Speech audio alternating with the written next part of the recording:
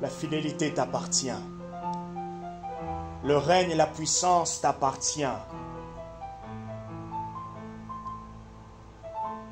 Adonai, tu es notre tout. Adonai, tu es notre possession.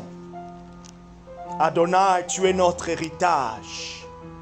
Adonai, tu es notre bien-aimé. Adonai, c'est toi que nous bénissons encore. Adonai, c'est toi que nous exaltons. Adonai, merci. Adonai, merci. Adonai, merci. Adonai, merci. Adonai, merci. C'est toi qui guéris, c'est toi qui fortifie, c'est toi qui parles, c'est toi qui encourage. Adonai, c'est toi qui fais des grandes choses parmi nous. Adonai, c'est toi qui libères nos cœurs. Adonai, c'est toi qui remplis nos cœurs. Adonai, c'est toi. C'est ton témoignage que nous désirons encore et encore au milieu de nous. Adonai, tu remplis non pas simplement les cieux et la terre, mais tu remplis aussi nos cœurs et nos esprits. Adonai, tu es le grand Dieu. Alléluia. Merci.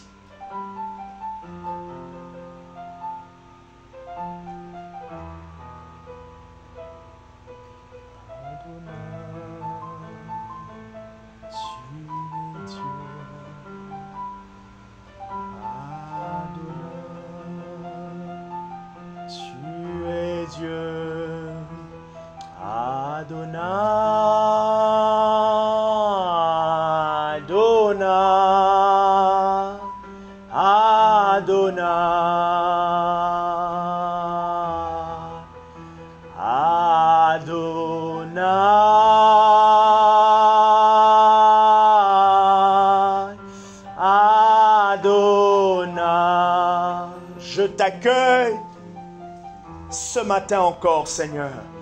Adonai,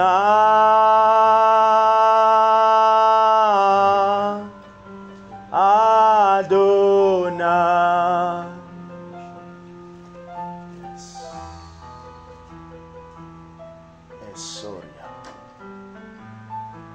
Ésaïe chapitre 40, versets 29 à 31. Maintenant, je pense que vous pouvez de plus en plus connaître et maîtriser ce texte. Je suis encore sur le thème de la force spirituelle. La théologie de la force spirituelle, mon sous-thème, dans ce grand thème qui est fort et enraciné. Fort et enraciné. Céléblo Sanema. Bonjour à ceux qui sont en ligne, mon épouse Barbara ainsi que Janelle. Et bonjour à nous qui sommes ici sur place. Content de revoir notre frère Sorel. Ça fait un moment. On ne l'avait pas vu. Il fait un escale, il revient rapidement sur Poitiers. Nous sommes contents de la voir. Et je suis content de voir nos têtes remplies de Dieu. Nos têtes remplies de ce que Dieu a pu faire et a commencé à anticiper, à fortifier, à insister durant ce temps de louange, intercession. Est-ce que ça va? Ésaïe 40, versets 29 à 31, il donne de la force à celui qui est fatigué et il augmente la vigueur de celui qui est à bout de ressources. Comme je le disais la dernière fois, chaque fois qu'on se sent à bout de ressources pour quelconque, pour une raison quelconque, la Bible est claire. Et le prophète Ésaïe, sous l'inspiration de l'Esprit, il dit que Dieu augmente la vigueur. Ah, durant ces 21 jours ou durant ces 10 jours qui restent, Dieu va augmenter notre vigueur afin que nous soyons au rendez-vous des enjeux des 10 jours qui nous restent, des enjeux que nous ignorons, mais que certains aussi, nous sommes au courant. Ah, je bénis Dieu parce que Dieu est en train de parler, Dieu est en train de fortifier, Dieu est en train d'encourager. Il donne de la force à celui qui est fatigué. Là où la fatigue spirituelle, la fatigue due à diverses situations, aux divers problèmes, la fatigue qui est due aux attaques de l'ennemi, la fatigue, l'épuisement spirituel, face à l'épuisement spirituel, face à l'épuisement de la force, Dieu donne de la force. Il dit, les adolescents, verset 30, les adolescents se fatiguent et se lassent, et les jeunes hommes trébuchent bel et bien. Mais ceux qui espèrent en l'Éternel renouvellent leur force. Ils prennent leur vol. D'autres versions disent, ils prennent leur envol comme des aigles, comme les aigles. L'aigle est l'emblème et l'image du prophétique. Prendre de l'envol peut aussi simplement signifier devenir sensible spirituellement. Quelqu'un qui monte, comme je peux entendre de fois dans les milieux un peu plus évangéliques pentecôtistes, est-ce qu'on peut monter comme les aigles? Ça veut dire, est-ce qu'on peut aller plus loin? Et de fois, on se réfère au texte de Paul qui dit, si donc vous êtes ressuscités, morts avec Christ, recherchez les choses spirituelles, les choses d'en haut, là où Christ est assis à la droite de Dieu le Père. Colossiens chapitre 3, le verset 2 à 3. Et prendre de l'envol spirituel, c'est aller plus loin, être de plus en plus sensible. Simplement une expression pour dire, nous ne regardons plus aux choses terrestres. Le défi du chrétien, c'est être pleinement spirituel tout en étant pleinement, pas charnel, mais naturel. Être spirituel. Et l'une des clés que nous donne l'apôtre Paul dans Romains chapitre 8, c'est la marche par l'esprit. Et la première chose que nous pouvons faire pour devenir et être de plus en plus spirituel, c'est simplement désirer, aspirer aux choses de l'esprit. Développer les désirs spirituels nous rend naturellement et simplement spirituels ou sensibles à l'esprit. Comme pour dire, la personne qui est sensible à l'esprit, il est sensible aux choses de Dieu et donc il est de plus en plus spirituel. Parce que là, le monde casse, le monde tue, le monde vole. Or, le monde, c'est notre environnement. Le monde ici, dans la Bible, c'est le cosmos, c'est l'environnement. J'ai bien aimé ce qu'a dit un prédicateur. Il a dit que le diable est le créateur du monde. Et non pas de la terre. C'est différent.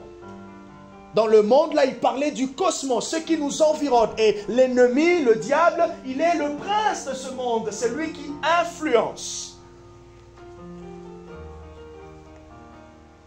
Et lorsqu'on prend notre envol, nous commençons à mettre plus de l'emphase sur ce que Dieu est en train de vouloir dire, sur ce que Dieu est. Nous mettons plus de l'emphase, nous sommes de plus en plus conscients. Nous sommes conscients, bien sûr, que nous savons qu'en France, le président actuel, c'est M. Emmanuel Macron. Nous savons qu'en France, nous avons un gouvernement de transition. Nous n'avons pas de premier ministre, ou du moins un premier ministre intérimaire. Oui? Petite information, Marie. Si tu n'étais pas au courant. Si, voilà. Mais cela ne nous empêche pas d'être sensibles, cela ne nous empêche pas de développer cette sensibilité à l'Esprit de Dieu. Cela ne nous empêche pas de prendre de l'envol. Et durant ces 21 jours, nous voulons prendre de l'envol, non pas pour redescendre, mais pour continuer de monter, car l'envol spirituel ne s'arrête pas. C'est important de continuer de monter, comme je l'ai dit une fois, d'explorer tout ce que Dieu a mis à disposition pour nous. Et il dit, il marche sans se fatiguer. Ce qui est intéressant ici, lorsque la force spirituelle est donnée, il y a 3 verbes qui sont conjugués. Premièrement, prendre de l'envol. Deuxièmement, courir. Troisièmement, marcher. Prendre de l'envol, courir et marcher. Vous pouvez déjà juste faire référence que, en parlant de la force spirituelle, il y a un effort. C'est physique. Il y a un dynamisme. Il y a un mouvement. Personne ne peut dire qu'il y a une force spirituelle dans sa vie. Aucun chrétien ne peut expérimenter la force spirituelle et ne pas expérimenter le mouvement. Parce que lorsque l'ennemi opère, l'ennemi paralyse le mouvement. Lorsque le diable opère, c'est pour paralyser le mouvement. Lorsqu'il attaque l'Église, c'est pour paralyser le mouvement de l'Église. Alors, quel est le mouvement de l'Église? Le mouvement de l'Église est dans deux sens, dans plusieurs sens. D'ailleurs, le prophète Luzolo nous a enseigné au mois de février avec les responsables le mouvement. Il y a un mouvement vers le haut qui est la prière, le mouvement horizontal qui est le mouvement vers son frère et sa sœur. Pour ne citer que ces deux types, ces deux sortes. Le mouvement.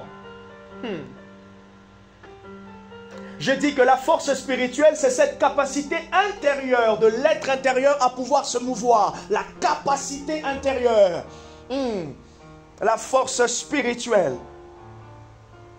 J'ai souligné que plusieurs personnes comme Josué, Gédéon, Esdras, d'ailleurs, pendant que j'étais en train d'acheter ce petit gâteau, il y a un passage biblique qui est monté dans mon cœur.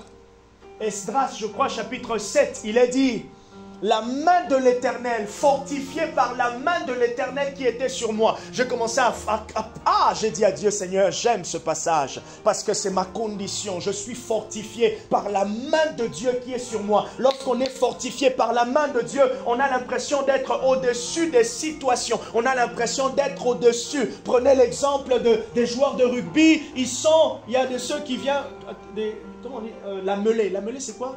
La mêlée, c'est quoi en rugby, la mêlée? Ah, il doit se pousser au fait. Voilà. Et imaginez que vous êtes au-dessus de la mêlée. Hein? J'aimerais bien. Qu'il te soit fait selon ta foi. C'est possible. Pourquoi? Parce que vous sentez qu'intérieurement vous êtes porté, comme on dit. On peut voir, vous savez, des fois les commentateurs ils disent, on sentait qu'il était porté par quelque chose d'autre. J'aime la force spirituelle parce que lorsque Dieu nous la donne, il augmente en nous cette vigueur. On se sent porté. Astoria. On se sent porté.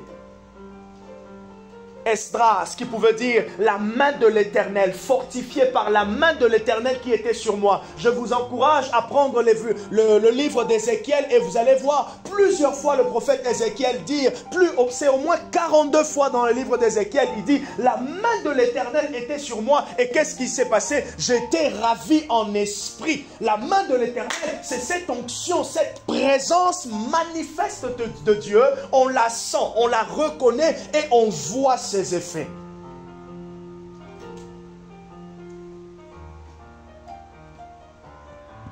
J'ai dit que la force spirituelle est importante pour la vie chrétienne, premièrement. La force spirituelle est importante pour le service dans l'église, deuxièmement. La force spirituelle est importante pour le témoignage, du croyant. La force spirituelle est importante pour une saison particulière de notre vie, quatrièmement. Cinquièmement, la force spirituelle est importante pour tenir ferme contre l'ennemi et la force spirituelle. Sixièmement, pour terminer, en tout cas les points de la dernière fois, elle est importante face à la tentation. La force spirituelle.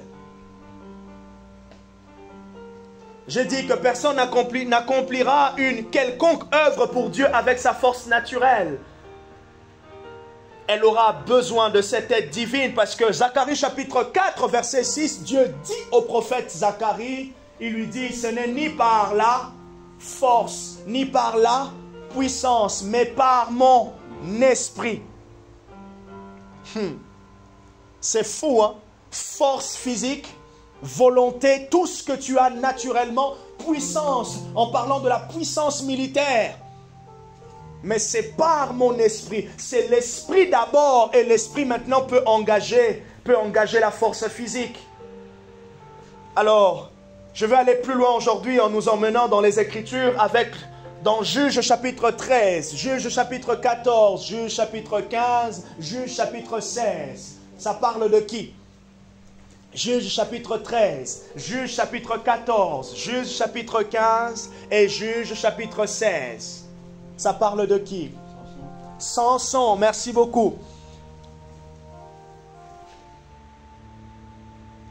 Dans les Écritures, Samson est le personnage qui illustre très bien ce qu'est la force spirituelle.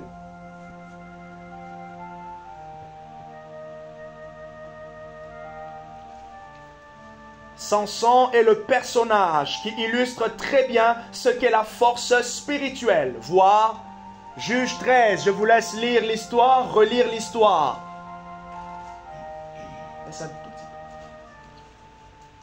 Il est le type d'un chrétien fort ou d'une église forte spirituellement. Samson, il est le type d'un chrétien fort ou d'une église qui est forte spirituellement.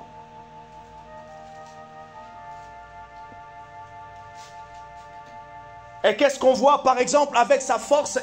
Avec sa force physique, Samson, il a fait 2 exploits. Premièrement, il a déchiré un lion avec ses mains. Imaginez, prenez simplement de pouvoir déchirer la chaise, la séparer en 2 avec vos mains. Bon, je ne vais pas être trash quand même. J'allais dire, prenez votre chat. Mais bon, voilà, je m'arrête là. Ok? Il a déchiré un lion avec ses propres mains, simplement pour imager la force physique qu'il avait. Juge chapitre 14, versets 1 à 6. Il a déchiré. Et nous voyons aussi dans Juge toujours 14, le verset 19. Le chapitre 15, le verset 14 à 15. Et le chapitre 16, les versets 26 à 30. Samson, il a été vainqueur sur les Philistins. Est-ce que nous connaissons ce passage biblique qui dit « Avec Dieu, nous ferons des exploits. Avec Dieu, nous ferons des exploits. » Et le verset dit, la suite, c'est quoi? « Il écrasera nos ennemis. » Ça veut dire que avec la force spirituelle, on en a besoin pour faire quoi? Pour faire des exploits. Si 2024, les 4 mois et demi qui nous restent, nous voulons faire des exploits, nous avons besoin de la force spirituelle. Et sûrement, je terminerai mon message peut-être le dimanche prochain pour nous aller maintenant pratiquement. Qu'est-ce qu'on fait pour développer la force spirituelle? Parce que nous avons, nous tous, une part de force. Nous avons une portion et c'est important que tout enfant de Dieu comprenne qu'il a d'abord une portion et cette portion est appelée à grandir. Nous avons tous reçu, nous avons tous bu à une eau et les eaux de la vie peuvent jaillir et jaillir avec abondance.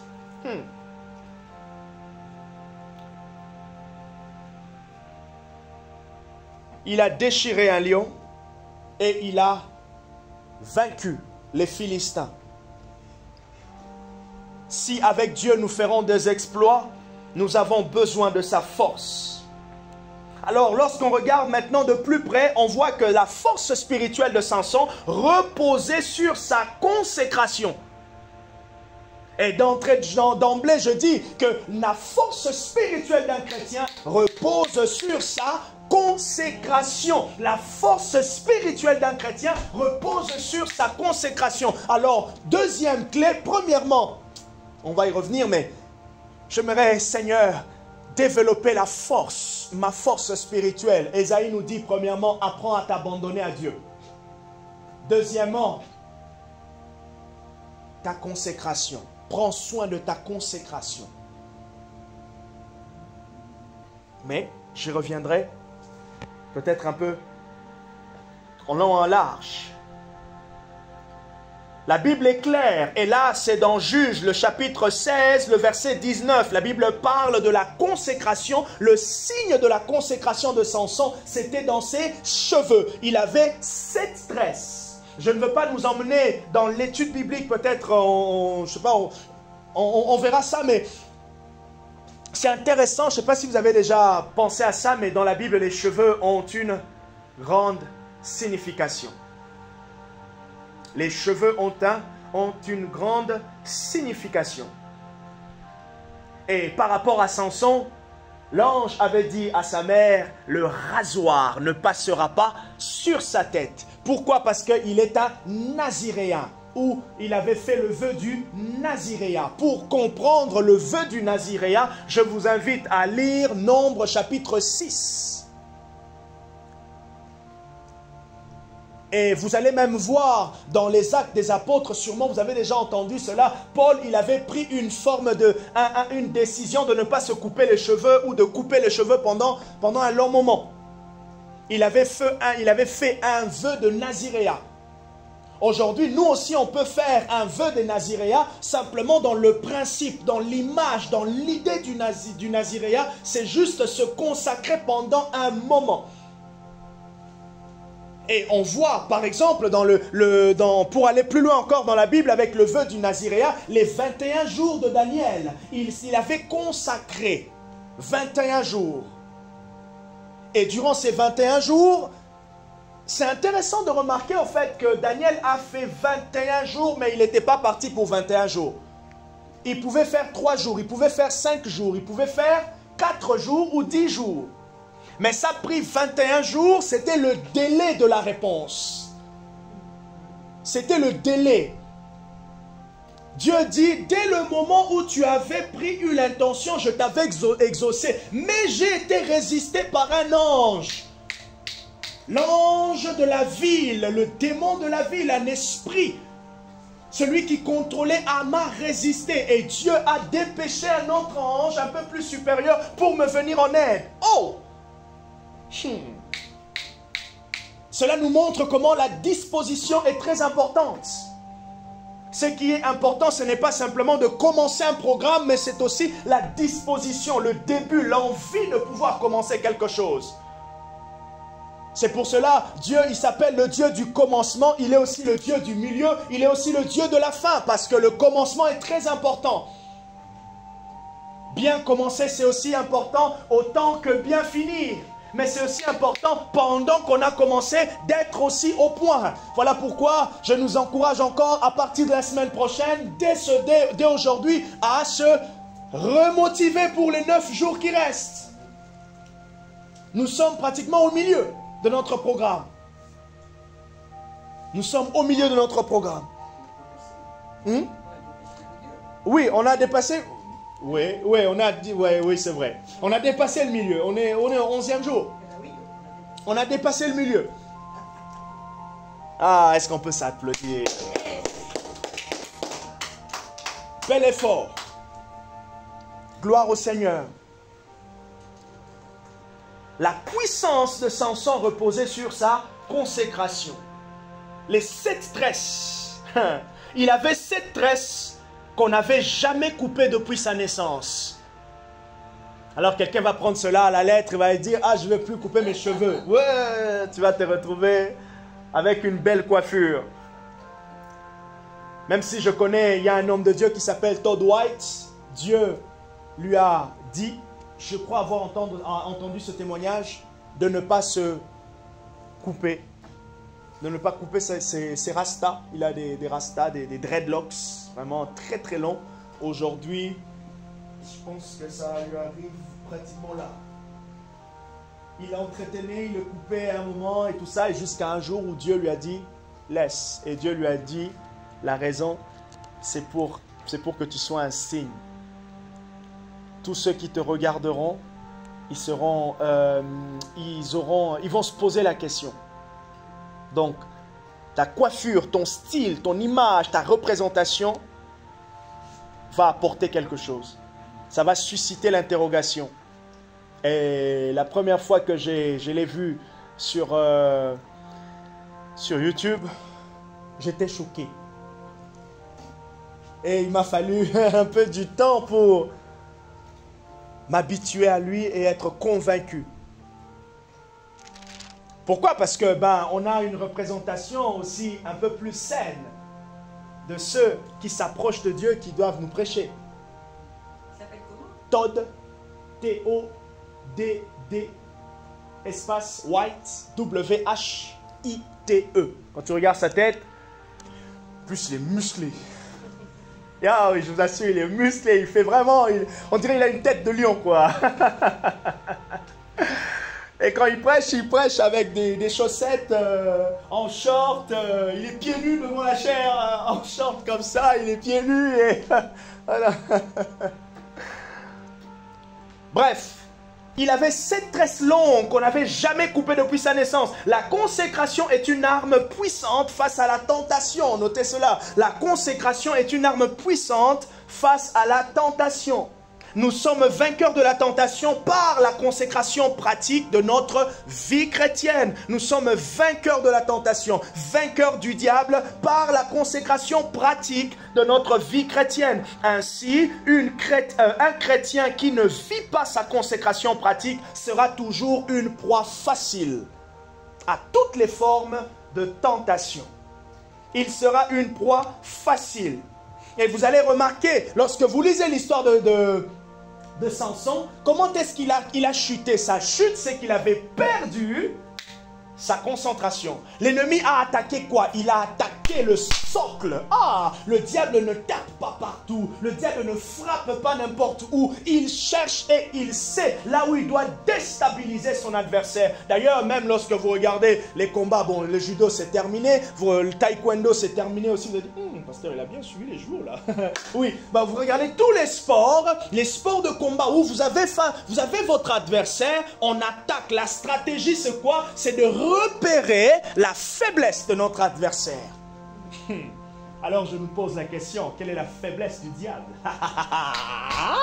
Quelle est la faiblesse du diable? La faiblesse du diable, c'est Jésus. La faiblesse du diable, c'est la croix. Lorsqu'on lui présente la croix, lorsque nous-mêmes on se met sous l'autorité de la croix, Shenkayaba, il perd sa puissance. Mais il ne faut pas simplement se mettre sous l'autorité de la croix, mais il doit voir qu'en se mettant sous l'autorité de la croix nous emmène à fermer toutes les portes. En fait, la croix nous emmène à l'adhésion. Il y a certains qui se mettent sous l'autorité de la croix, mais ils ont encore toutes les portes ouvertes. Les portes de la compromission encore ouvertes, les portes du péché encore ouvertes. Et ils se disent, la croix va faire quelque chose. Non!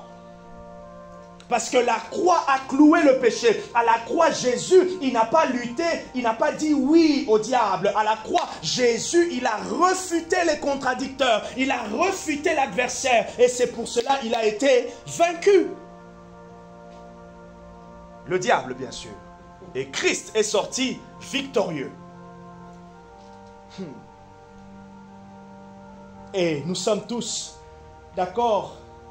Bien que Samson soit une image de force, mais on voit que dans la vie de Samson, il a joué avec le feu. Il n'a pas fait attention. Il n'a pas fait attention. Mais c'est quand même une histoire qui nous enseigne beaucoup parce que on voit dans la vie de Samson, on voit la grâce de Dieu.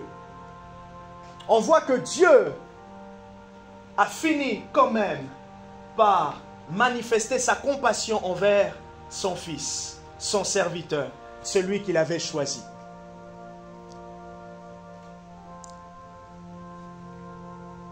Et vers la fin de sa vie, il a dit à Dieu, si tu peux me donner ces quelques heures, cet instant pour être victorieux face aux Philistins, les ennemis de ton peuple.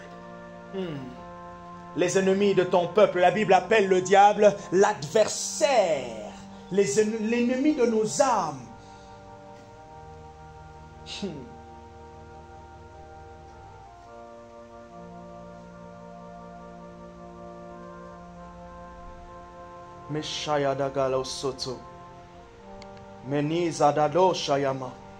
Alors je voulais nous donner, par rapport à la force spirituelle, par rapport à l'exemple de Samson, quelques avantages, quelques bénéfices puisque nous sommes tous d'accord que la force spirituelle de Samson reposait sur sa consécration. Ça avait été déjà prophétisé.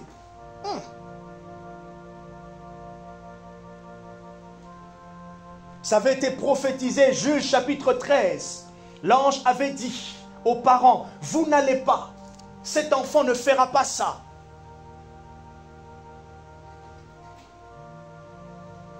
Puisque la force spirituelle de tout enfant de Dieu est basée ou se développe aussi au travers de sa consécration pratique.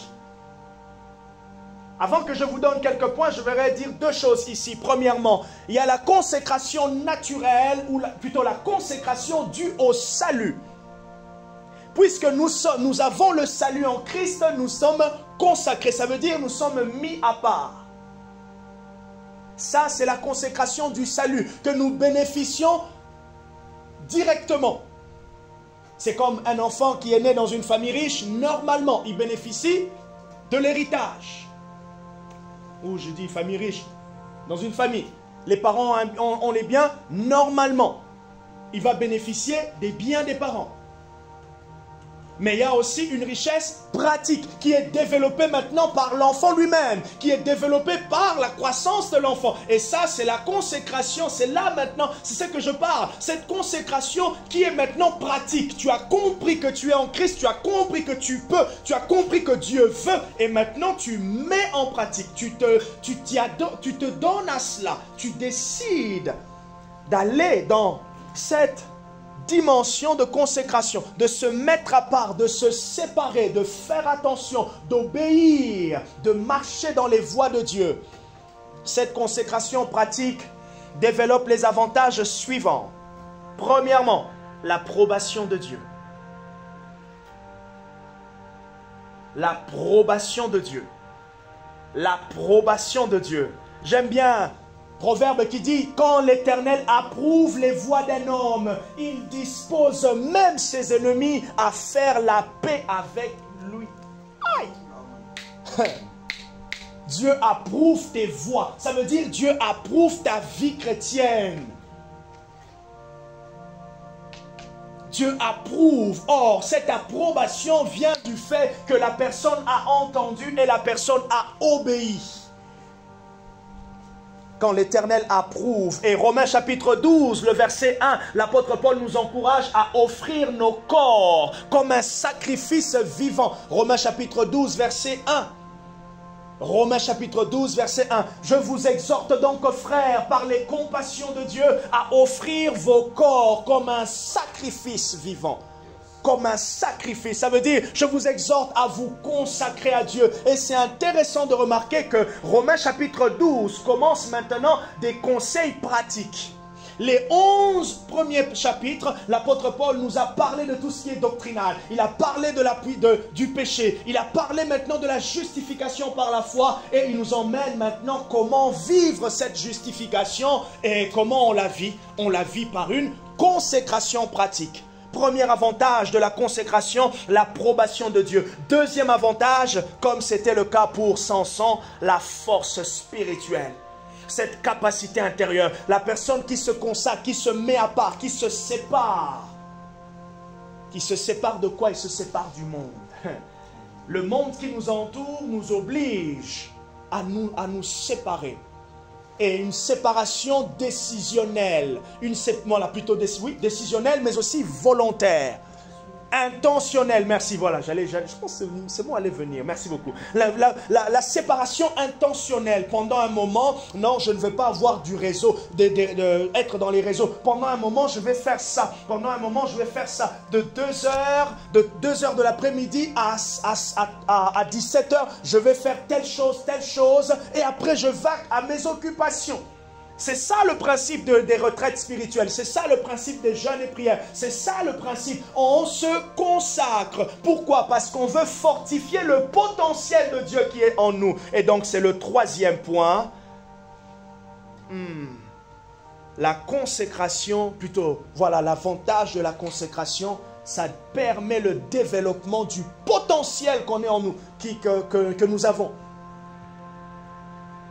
Et quand je parle du potentiel, c'est que vous allez voir la vie chrétienne d'une personne qui se consacre, qui a une vie chrétienne consacrée, qui a un rythme, qui a un style de vie, qui a des habitudes, qui a des choses comme pratiquement nous tous on a des habitudes. Ah oui, moi je prends mon petit-déj, moi je prends ceci, moi je prends cela, moi je fais ça. Souvent dans mes vacances je fais ça, souvent les week-ends je fais ça. Et ça, quand on perd ces habitudes, on a l'impression de perdre même notre identité et on a l'impression même de perdre notre plaisir.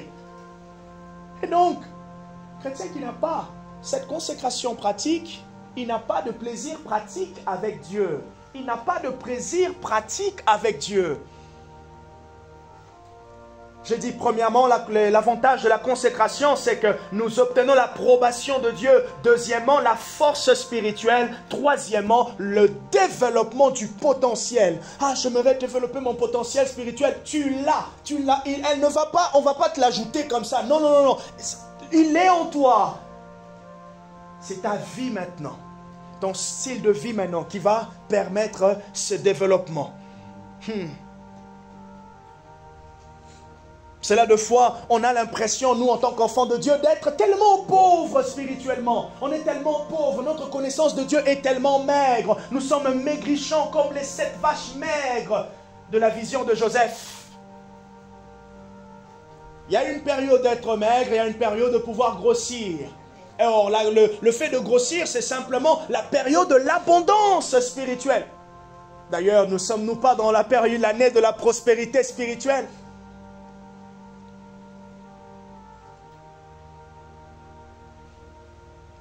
J'ai dit l'approbation, deuxièmement la force spirituelle, troisièmement le développement du potentiel. Il y a un excellent livre qui a été écrit par Myles Munroe. Myles Munroe. Et ce livre, c'est « Développe ton potentiel ». C'est un livre à la fois chrétien, mais un livre aussi qui peut stimuler le potentiel de la vie. Et vous allez voir aussi que Dieu a fait en sorte que l'homme est... Dieu a inclus le désir inné de développement dans l'homme. Il y a un désir inné de développement. Ce désir inné est simplement lié au fait que nous sommes créés à son image. Dieu est un Dieu de développement. Développement, progrès. Progrès, croissance. Et comme conséquence, abondance. Et vous allez voir, quelqu'un qui n'a pas de formation, elle se forme, qu'est-ce qui va arriver? Avec beaucoup plus de chance, elle va trouver un travail. Et ce travail va permettre quoi? De payer ses factures. Ce travail va permettre quoi? Que la personne ne puisse plus dépendre de les aides, la CAF ou de sa famille. Elle devient indépendante. De la même manière, un chrétien qui développe son potentiel devient un chrétien dans l'église tout en étant attaché au corps mais indépendant. Ce sont ces chrétiens-là qui influencent le monde, qui affectent les autres, qui affectent les non-croyants. Pourquoi? Parce qu'il est formé par l'Esprit de Dieu, formé par la parole de Dieu. Ah! C'est ce que je vois Dieu faire avec chacun d'entre nous. Développe ton potentiel. Quatrième avantage de la consécration, la faveur des hommes. Lorsque l'approbation de Dieu est sur un homme, la faveur des hommes accompagne. Parce que le même texte dit, il dispose à tes ennemis de faire la paix avec toi. La faveur des hommes. Ah. Dans un entretien, tu ne sais pas comment, mais c'est toi qu'on choisit. Autour de toi, tu sens que non, les gens veulent t'aider. La faveur est un mystère. La faveur est aussi une onction, est aussi quelque chose que Dieu donne. D'ailleurs, la Bible dit pour les disciples, je ne sais plus, mais dans les Actes des Apôtres, je ne sais plus quel passage, ils avaient la faveur auprès du peuple. Ils avaient la faveur. Les disciples bénéficiaient d'une faveur, d'une facilité, une acceptation.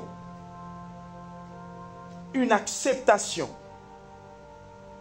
Deux fois, pendant que j'étais je me rappelle quand je cherchais le travail, après mon diplôme, début janvier 2017, j'avais l'impression que on ne me choisissait pas. Et pourtant, j'avais toutes les bonnes qualités. C'est aussi des fois question de faveur. Et la présence de Dieu en nous, c'est aussi cette faveur. Cette faveur. Tu es le moins qualifié. Tu es à la limite de ce qui est demandé, mais c'est toi qu'on prend. Faveur. Mais aussi, dans l'autre condition, tu es totalement déstabilisé, mais c'est toi qu'on prend. Faveur. D'ailleurs, pour bien comprendre la faveur des hommes, regardez le livre d'Esther. Qu'est-ce qui avait provoqué, qu'est-ce qui avait engagé la faveur auprès du roi? C'était sa consécration par le jeûne et la prière. Sa consécration par le jeûne et la prière. Le roi a dit, demande-moi, qu'est-ce que tu veux que je fasse? Non, c'était le point 4, il me semble, la faveur des hommes. Cinquièmement, une grande grâce. Comment expliquer une grande grâce? C'est souvent en anglais qu'on entend souvent ça, a grace, deeper grace. Une grande grâce. Regardez Actes chapitre 4, verset 33. Actes chapitre 4. Et ce texte parle de nos chers disciples après. Actes chapitre 4. On va lire à partir du verset 32. Je dis premièrement que les bénéfices de la consécration, premièrement l'approbation de Dieu, deuxièmement la force spirituelle, troisièmement le développement du potentiel, quatrièmement le potentiel spirituel, donc l'esprit de Dieu qui est en nous, les dons spirituels, tout ce que vous voulez, et quatrièmement la faveur des hommes, cinquièmement une grande grâce. Et la Bible dit, Actes chapitre 4, versets 32 à 37, la multitude de ceux qui avaient cru n'était qu'un cœur et une âme. Et qu'une âme. Nul ne disait que ses biens lui appartenaient en propre, mais tout était commun entre eux. Avec une grande puissance, les apôtres rendaient témoignage de la résurrection du Seigneur Jésus et une grande grâce reposait sur eux. Une grande grâce, une puissance reposait sur eux. Il y avait quelque chose qui les environnait. Certaines personnes vont dire comme une aura. D'autres, on peut dire comme une acceptation. En tout cas, on sentait qu'il y avait quelque chose de différent qui était sur eux, qui les environnait, qui marchait avec eux, qui les accompagnait. Et une grande grâce reposait sur eux. L'un des bénéfices de la consécration, c'est qu'il y a une grâce qui revient, qui repose sur toi. Même en entreprise, dans ton entreprise avec tes collègues, on sent, non, il y a quelque chose qui t'accompagne. Il y a quelque chose qui t'accompagne. Pourquoi? Parce que ta consécration est en train de produire non pas simplement la force spirituelle, mais elle produit aussi cette grâce.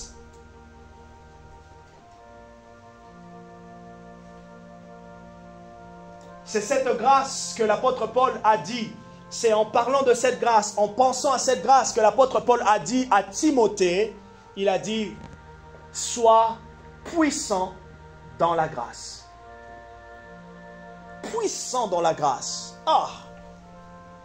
La grâce qui vient du salut. La grâce qui vient de l'évangile.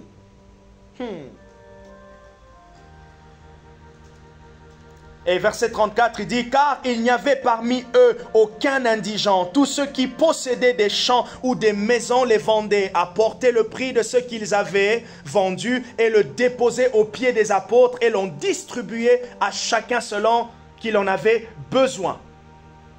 Une grande grâce. Cinquièmement, une grande grâce.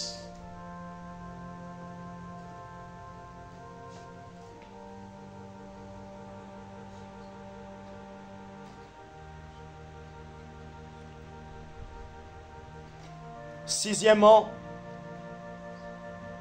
l'un des avantages de la consécration, c'est que nous bénéficions plutôt nous devenons utiles.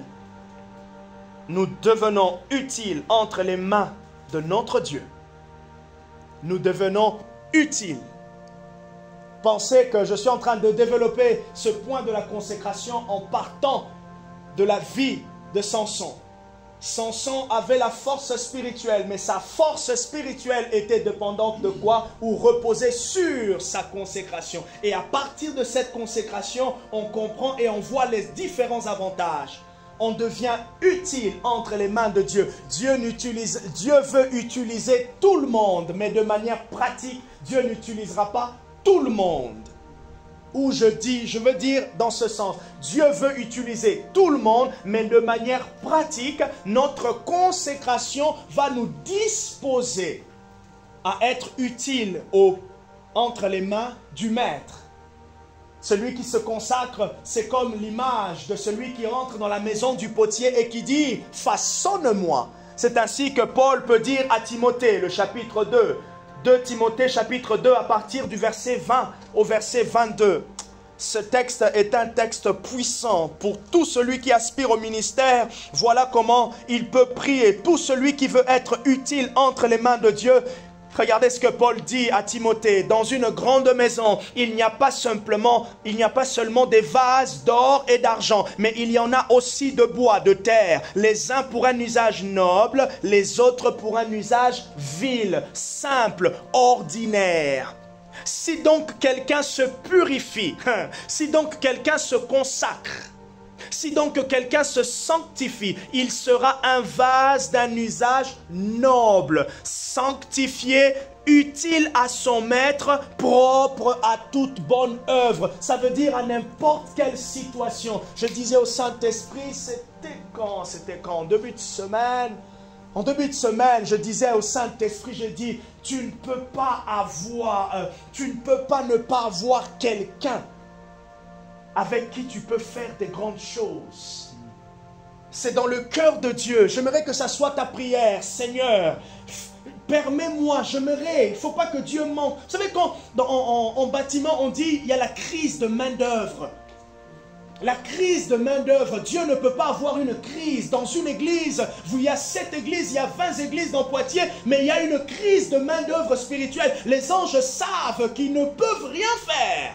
Pourquoi? Parce que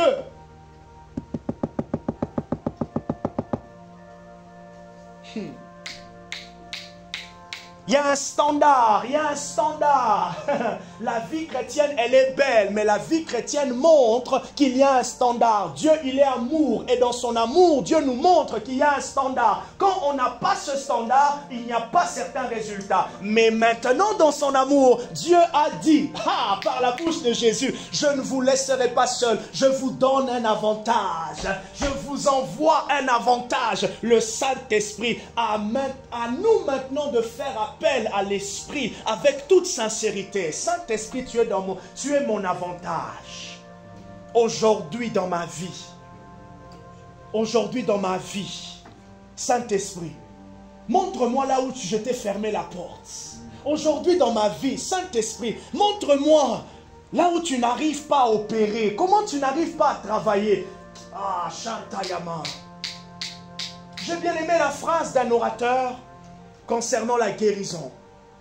Voilà comment j'aimerais qu'on puisse changer notre perspective. Quand vous priez pour un malade, vous priez pour une situation et vous voyez qu'il n'y a pas de guérison. Voilà comment nous on réagit. Oh, de toute façon, ça ne marche pas. De toute façon.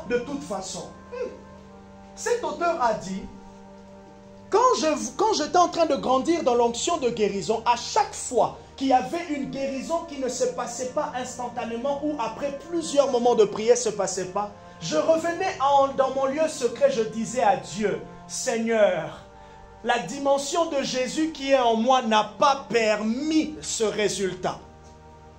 Alors, permets en sorte que, montre-moi comment faire pour que le Jésus qui va grandir en moi puisse emmener ce miracle.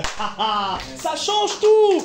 Ça change tout. Que le Jésus qui est en moi. Parce qu'en réalité, rien n'est impossible à Dieu. Ça, on le croit. Mais comment est-ce que le Dieu qui passe par un homme n'arrive pas à opérer?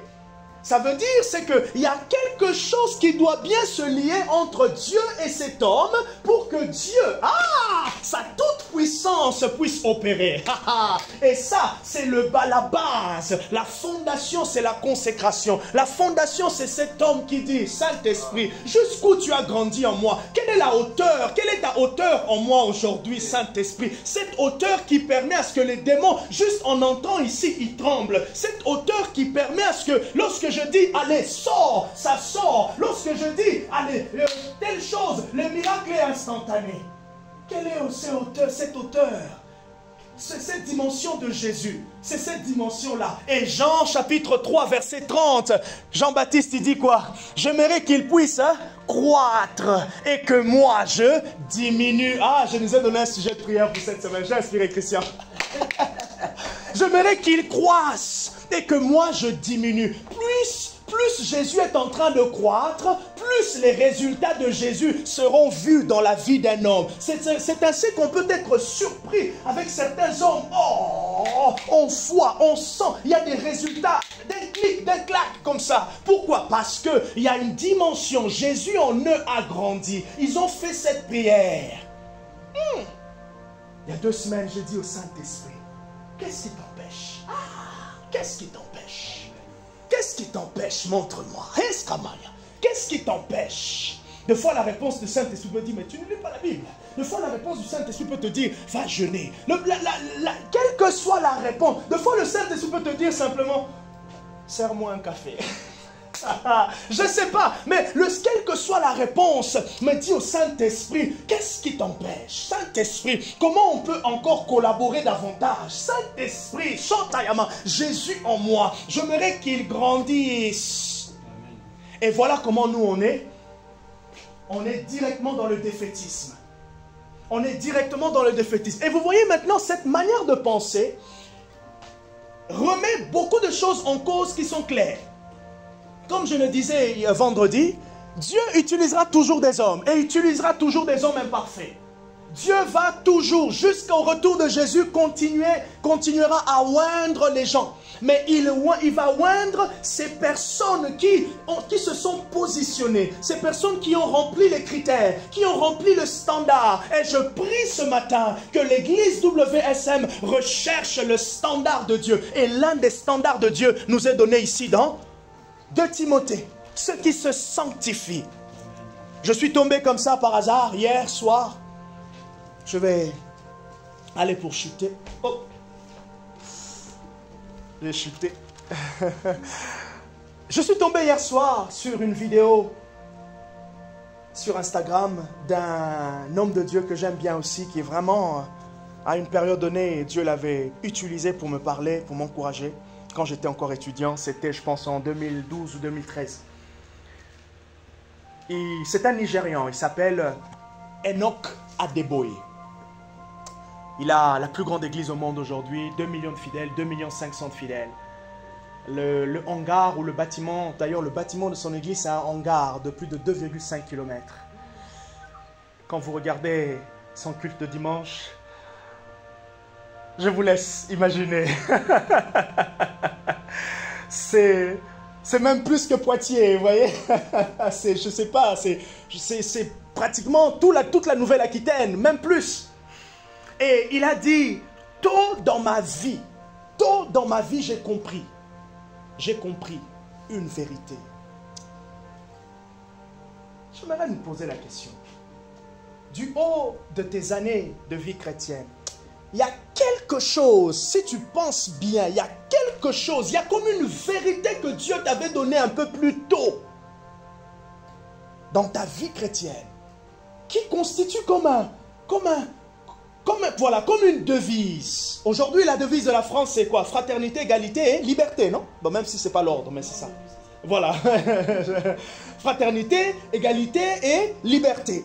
Mais c'est comme une devise, comme une phrase, un mot, un passage biblique qui est comme le fondement de ta relation avec Dieu. Ça prend tout son sens lorsque tu penses à ça. Et ce monsieur a dit, Dieu, tôt, lui a amené à comprendre la puissance de la sainteté. Il a dit holiness.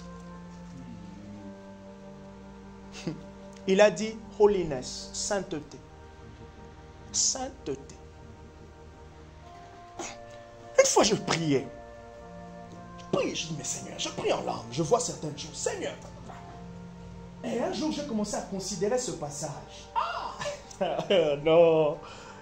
Quand j'ai commencé à considérer ce passage, vraiment, avec sérieux pour moi dans ma vie. Non. C'est là que j'ai commencé à voir, je dis, mais non, Seigneur. Il y a des choses que tu laisses plus passer. Tu laisses plus passer, on dirait le Saint-Esprit te dit, ça, tu avais laissé passer, ça non. Et c'est là qu'il te dit, ben oui, ça peut être bloquant. Non. Je vais donner un simple. Pratiquement tout le monde, les hommes, on marche, une femme passe, on regarde derrière. On regarde, on passe, on n'imagine pas plus.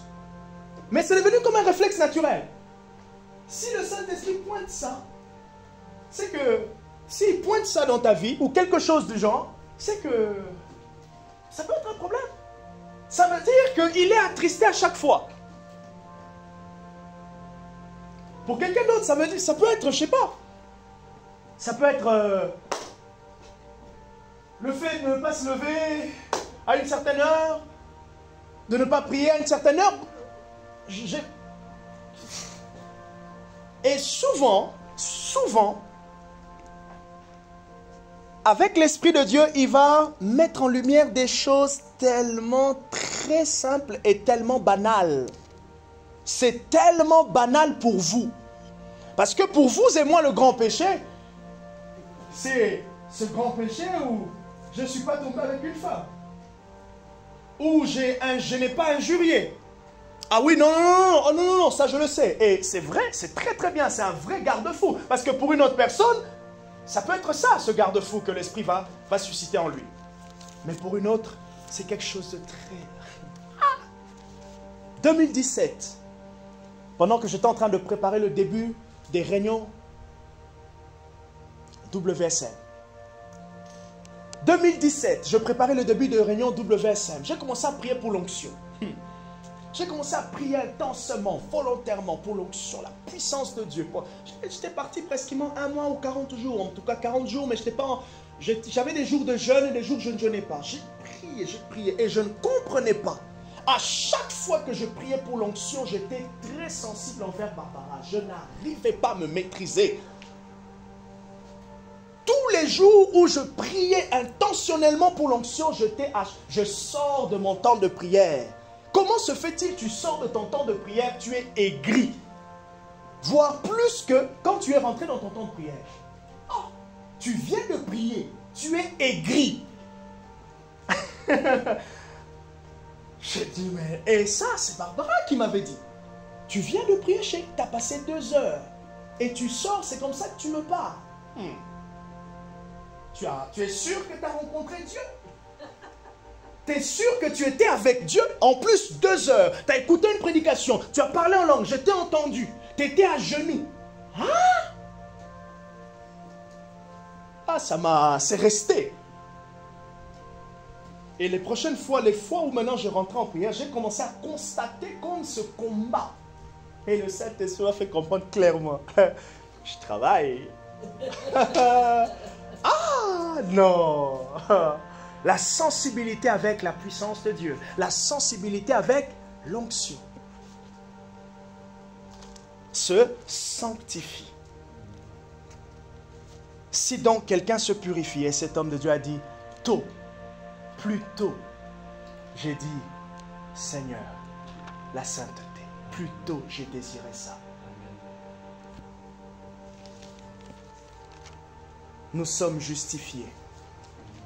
Mais le chrétien qui désire la sainteté, c'est le chrétien qui désire la collaboration pratique, l'adhésion, qui décide de collaborer. Et on s'est rendu compte avec Barbara que on a l'impression qu'en étant sous la grâce, et ça c'est une fausse compréhension, c'est un mensonge, on a l'impression qu'en étant sous la grâce nous met à l'abri de certaines choses. On a remarqué, parce qu'on écoute beaucoup de témoignages, on lit et dans des livres, de fois, certains hommes de Dieu parlent de leurs témoignages. On s'est rendu compte que ils ont une vie scriptée à la lettre. Je vous assure. À tel point que tu regardes comme ça et te dis, ouf, mais ce gars, il n'est pas de ce monde. Comme un athlète. Je nous invite à poser la question à Léon Marchand. Quand est-ce qu'il a commencé à préparer les JO? Et comment est-ce qu'il préparait? Et donc, il a un style de vie tracé à la lettre. Et nous, en tant qu'enfants de Dieu, 1 Corinthiens chapitre 9, l'apôtre Paul dit, « Je traite durement mon corps. » Et il dit pourquoi? Afin d'avoir part.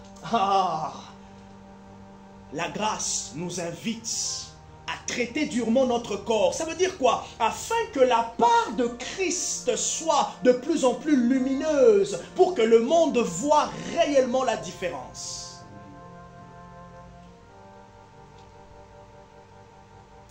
Je sens que Dieu a fortifié vos cœurs. Dieu a fortifié nos cœurs. Là où nous sommes, nous voulons dire à Dieu, Seigneur, en 21 jours, tu ne peux pas tout faire. Mais en 21 jours, tu peux commencer, tu peux affermir pour que ça soit mieux. Est-ce qu'on peut vraiment dire au Saint-Esprit? Tu peux affermir, tu peux fortifier pour que ça soit mieux.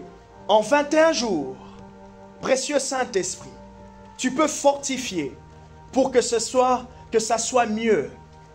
En 21 jours, en 10 jours, en 9 jours, Saint-Esprit, on peut travailler encore pour que quelque chose de fort, quelque chose de beau s'installe.